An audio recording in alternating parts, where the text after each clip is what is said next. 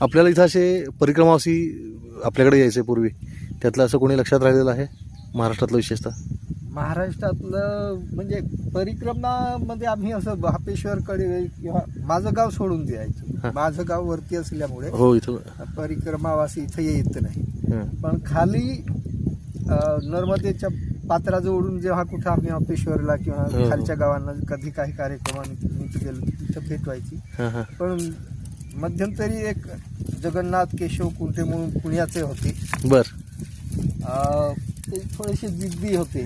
मग याच्या परिक्रमेला आलोय हां तर रस्त्याने किंवा चांगल्या मार्गाने जायचंच नाही.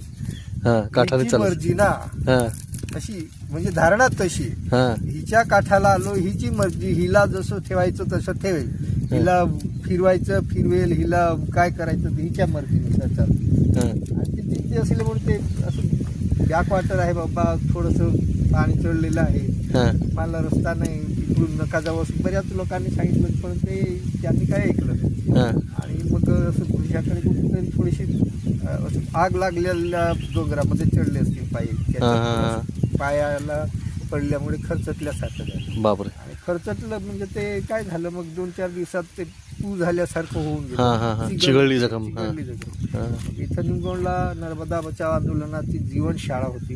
हां त्या जीवनशाळेत थांबले 2-4 दिवस. त्या शिक्षकांनी आणि विद्यार्थ्यांनी सेवा केली.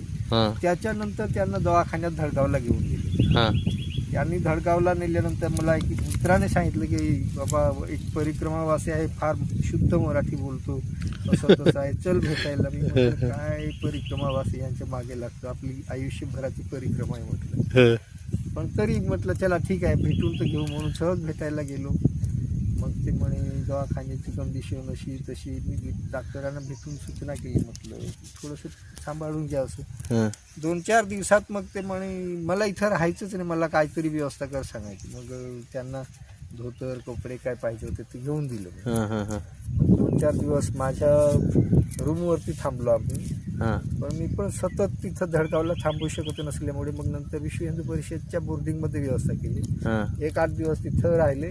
तिथं पण त्यांचं आणि व्यवस्थापक यांचं जमायचं. जमायचं. हां हां त्याच्यानंतर ते थोडे सुधारले, मग ते परिक्रमा पुढं चालू केले. हां हां चालू केली.